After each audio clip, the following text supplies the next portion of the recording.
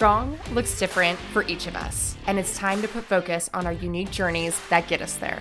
This space created weekly is for athletes to improve their mindset in order to better navigate challenges that come up in sport and in different seasons of life. On this show, we ask the questions that lead to better answers and have the conversations that truly matter. This is the Becoming Your Strong podcast. Hey, you guys, welcome back to another episode of the Becoming Your Strong podcast. Y'all, what a weekend we had. Holy cow.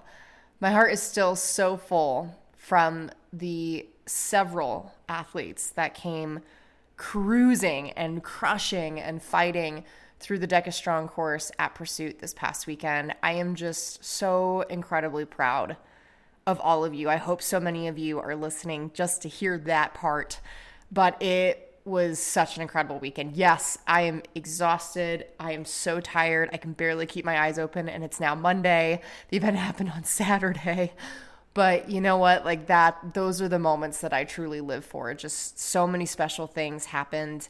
And I wanted to dedicate an episode to you guys, to those of you that came through this weekend that now have this fire lit to do better, to be better, to continue to make 2026 a season to remember. So I wanted to do a post-race reflection and action planning type of podcast where the main goal here is just to ask you some questions and see what answers come about. Because when you ask yourself really good questions, well, guess what? You get really good answers. And the answers to those questions should set you up to be able to spend your energy and your effort in the places that matter the most. So I'm excited to get to that. But first, let's talk about the Becoming Your Strong moment of the week.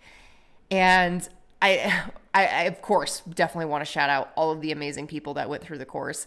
I'm actually, I feel so silly always doing this. I'm going to shout out myself because it was an amazing weekend that had some tough aspects to it. And not really going to go into what it is that all kind of happened and occurred for me. Let's just say that I felt a lot of things and I processed a lot of things this past weekend, but it was all for the better.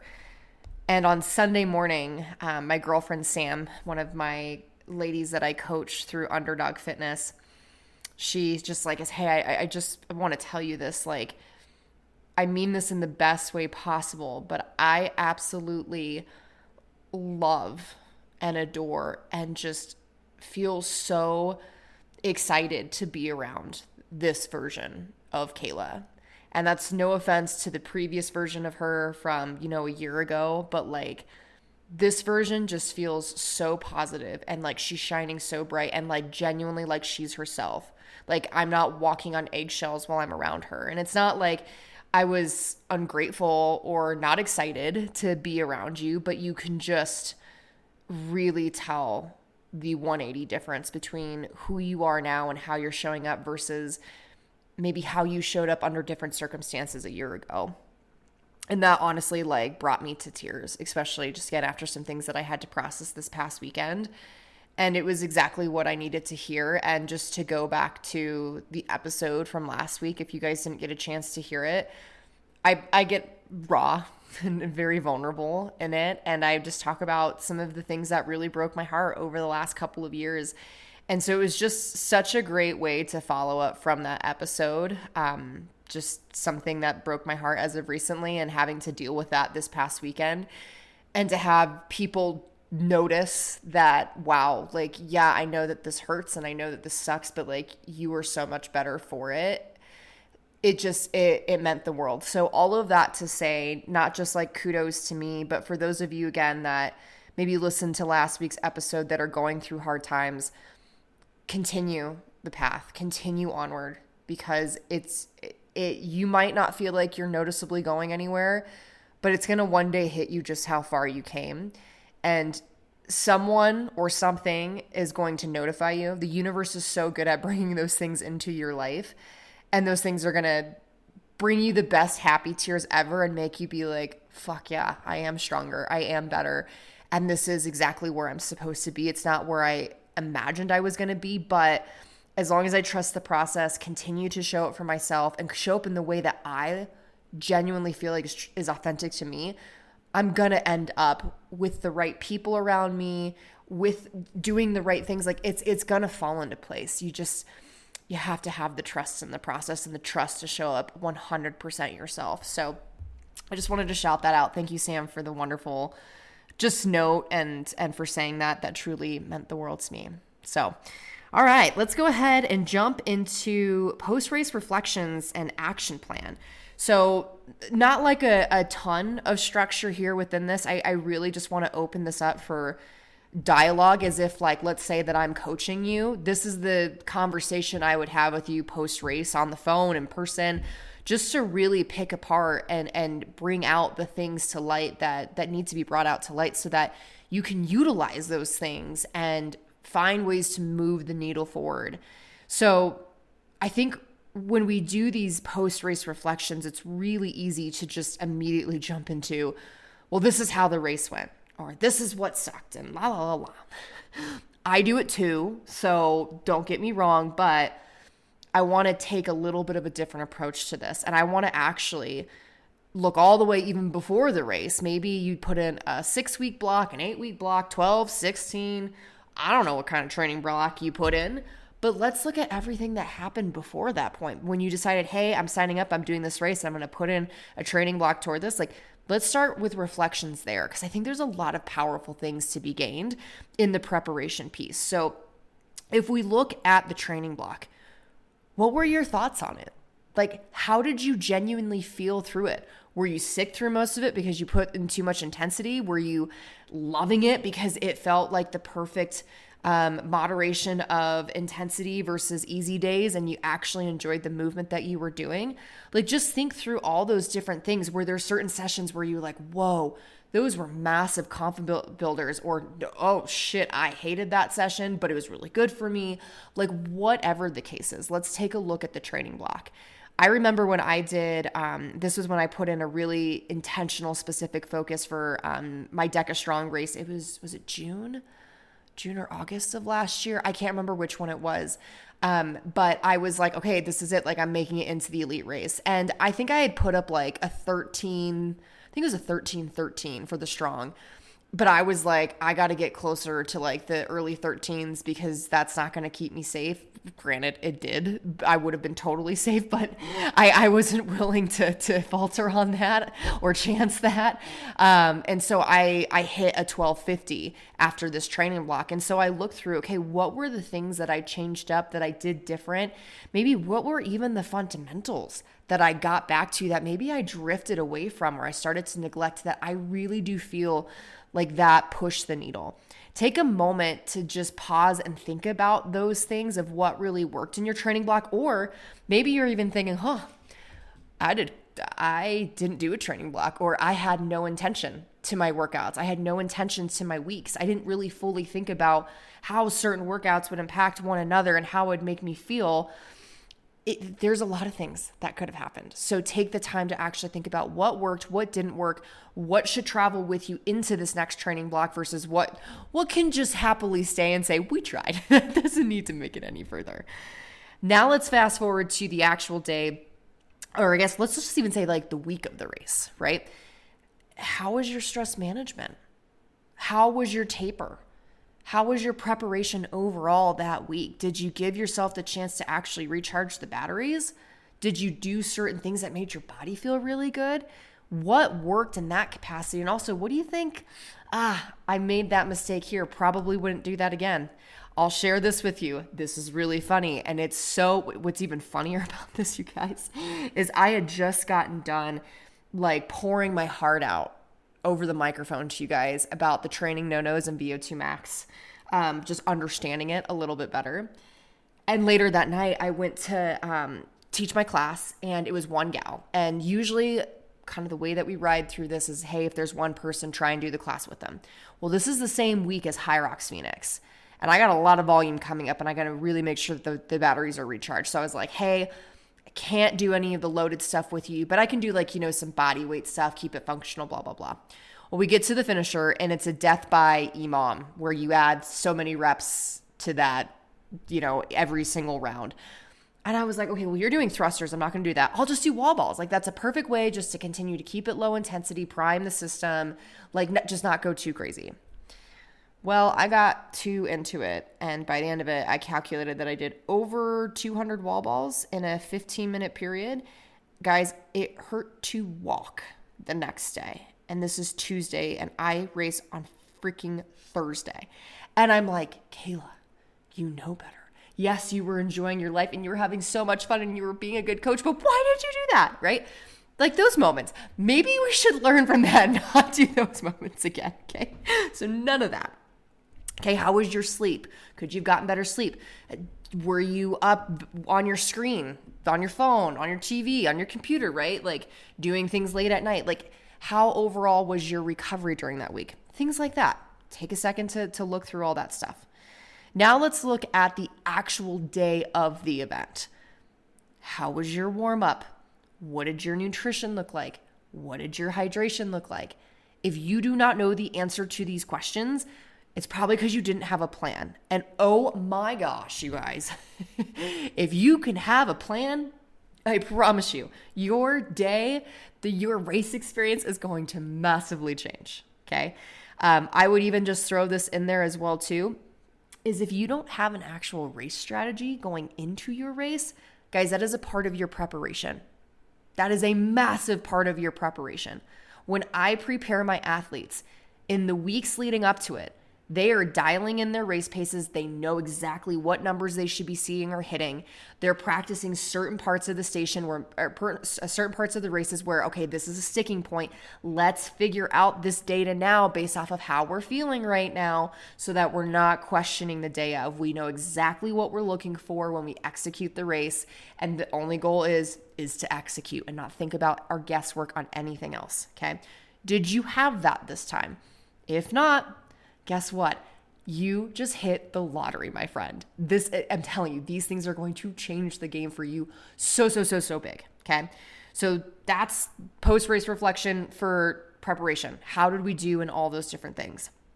Now here we are, guys. We are at the starting line. We are ready to rumble. You were either smiling and jumping up and down and you were so freaking excited, or you were pooping your pants and feeling like you have to go pee for the 10th millionth time because you're scared that, oh my gosh, what if this happened and what if this happened, right? We all have our own experiences, and depending on the race and on the day, it could fall either way. Where were you at? And more importantly, I want you to think about, what did you wish in that specific moment? What was the one thing that you wish you were more confident in, that you were like, I don't know how this is going to go? And you can't just be vague about it. You can't just be like, well, the whole thing or the back half of the race.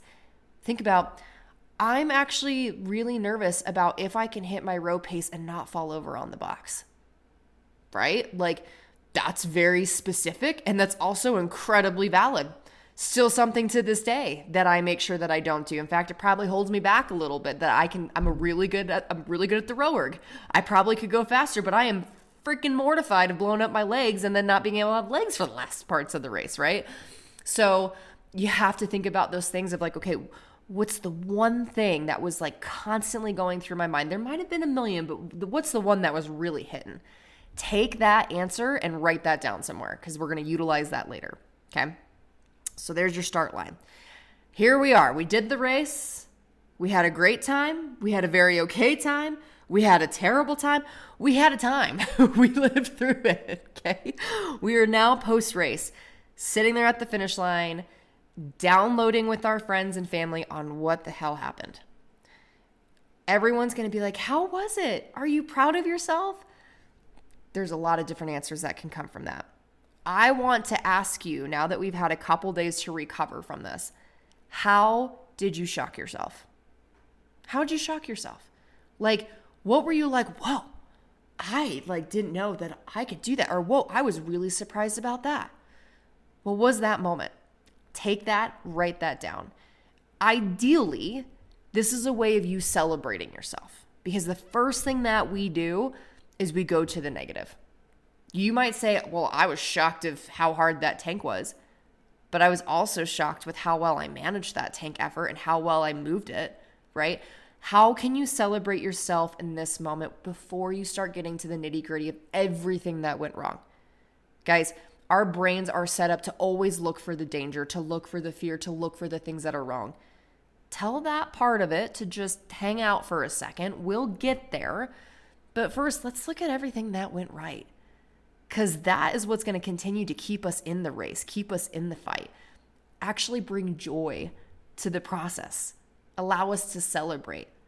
The moment that you start to lean more into the opposite end of the spectrum, the more that this becomes no fun. You're uptight. You're clenching the bat way too freaking hard. Guys, I've been there before and it sucks. The moment that I had no expectations going into the race and I just wanted to execute and have a blast, I came out of it and I was like, y'all, I had the most fun and I put up an electric performance and I about cried on the course because I was so proud of myself of how I showed up as a human being and as an athlete. I want you all to have that experience right now. How did you shock yourself in that race? Then ask yourself, at what point did you notice maybe your mindset, your mental state started to slip? Okay. This is when shit starts to hit the fan and you're like, uh-oh, there's that pain that I have been really trying to not feel, but here we are, it's here. Okay. At what point did that happen? And were you able to hang on? Were you able to tolerate it? Were you able to cue yourself and reroute to think of something different to tell yourself a better story? If not, did you have a plan for that going in? If not, great, let's have a plan for that going in, right? Sometimes we can't always plan for every single time this is going to happen. This is going to happen at different points of the race for every single race that you do. But that, guys, ultimately, this is what training is for. We do hard things in training so that we can figure out ourselves of when we need that little extra push and when we mentally need to condition ourselves to push a little harder. Like, that's when this stuff really matters. So I know I kind of jumbled up my thoughts there, but all of that to say, let's put together a plan in place based off of when you know or when it's probably going to happen that your mindset might change a little bit. How can we plan for that? How can we prepare for that? Okay. And then even thinking about what is like one thing, if I could change this one thing about my entire race that happened, what would it be and why? And I guess what I want to ask here is, if there is one thing that I could work on, how would it vastly change my next race? If I had approached this a little bit differently, and this could be a pacing thing, this could be a strategy thing, this could be a mindset thing, this could be anything, right? This could be a nutrition thing. If I just slept better, if I hydrated better, I guarantee I would see a difference on the next race. What is the one thing? Not a million, because again, we're really good at pointing out the bazillion things that went wrong, just the one. If you did this differently, it would vastly impact in a positive way how you raced your next time. Okay, so now we've just asked ourselves a handful of really good questions, and I'm not done with asking you questions. I'm going to continue to kind of throw some ones at you just to see which ones are hitting, which ones are not, but we're stepping into the action plan. Okay, now we're starting to get some data here. What do we do with that data? How can we put it into play and actually make it work for us?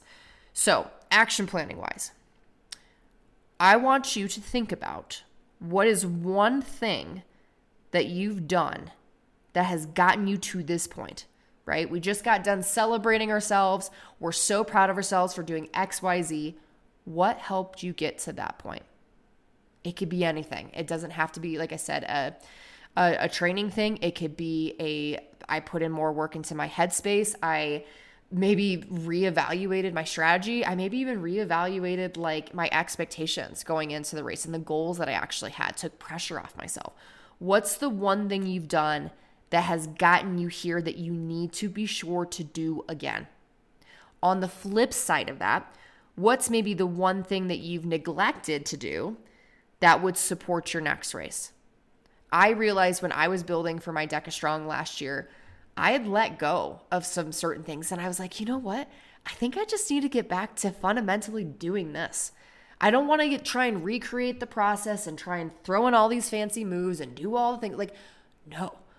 How I got PRs and podiums last year was by doing the really boring, simple shit. Let's just go back to doing that. And then we could add a little pizzazz. Because I'll be honest, I like to have fun. If I'm going to move, especially if I'm going to put myself through some pain, I'm going to have a little bit of fun, right? So there are the times where it's like, oh, the cool move, this and that. But no. Like, what is maybe even just like the fundamental that you neglected in this training block that you need to put back into the wheel? That's a big one, okay? Another question to think about: where is the one area in the race that you want to execute on in your next race? That's a big one, okay?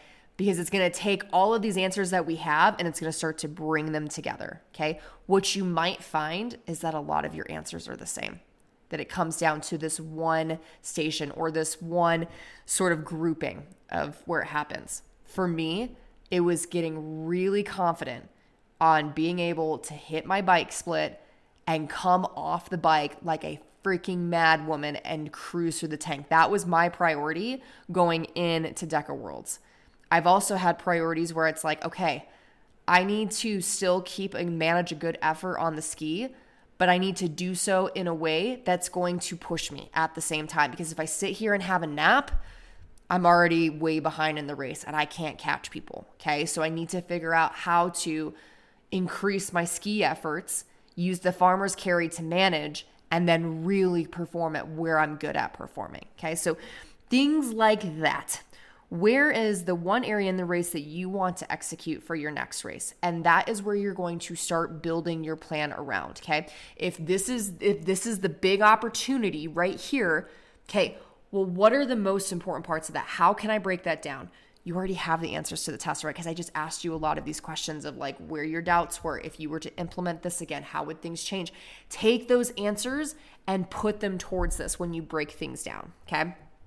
And then when you get done doing all of that, I want you to think about, because this is where the big bad wolf comes in, is what obstacles do you foresee keeping you from acting on your action plan? And this is the one question where I'm going to allow you to list out anything and everything, okay? Because we need a plan for those. Life is not linear. It is not always simple and easy. Things are great when they're going great, right? When things are flowing and you got all the time in the world. Oh my God, it is madness when things are not that, okay? And you feel like you're absolutely failing in life because you're not able to hit the training sessions like you've wanted to because you either don't have the time or the mental and emotional capacity to hit it at the intensity that you used to because you're just freaking drained, okay? That's life. So let's plan a little bit for life. What obstacles in the upcoming training block do you foresee? There's going to be a lot of stuff that we can't foresee, but what realistically can you foresee right now that's like, oh, I can plan for that. How is it going to impact me? And maybe how can I maybe adapt is a good word to make sure that this doesn't completely take me out. Okay? And this is where I'm going to actually like jump ahead just a little bit into some other tips, some things, words of advice, suggestions that I have for you. What is your measure of success? Not only within this next race, but within this next training block. And this goes so perfectly with like the obstacles question, because again, like for those of you that follow on social media, I have a gal who is a mom. She's high up in her career. Like she's doing all the things and she is spread so freaking thin right now. And she is comparing herself to a previous season of life. And she's beating herself up because she can't perform in this season of life as she would like to in comparison to that last season. And what I asked her is, what does your measure of success look like for this season right now? Because we're no longer in that season. Yes, it'd be nice to be in that season where everything worked, but we're not. Okay? Take that and apply that here. What obstacles do you foresee coming? Okay, write that down. Great. When these obstacles hit, what's my plan B? And most importantly, what is my measure of success? Is it just the fact that I showed up? What does that look like for you? I can't answer that question for you. But also, even now, flash forwarding to that next race, I was having a conversation about this with Sam this weekend, is I've gone from, oh gosh, I would really love to become the world champion at this race again, to I really want to execute like here. I really want to find a moment of joy here. Like the measure of success looks so different from me than it did a year ago. And what I'm finding is I'm performing a hell of a lot better because of it. Okay. And it's not because I don't want to win. It's not because I don't have a goal. like a reaching goal to actually do the thing. Of course, yeah, you better believe going into this next season, Olivia and I are coming back for what is ours, and we're going to try and win this upcoming year for the Deca Strong Elite Females. You better believe that I'm going to try and do a 3-peat with Kevin if we get the chance to race again. Like, of course, that's where my compass is leading me, but that's not going to be the measure of success of whether or not I choose to celebrate myself or not.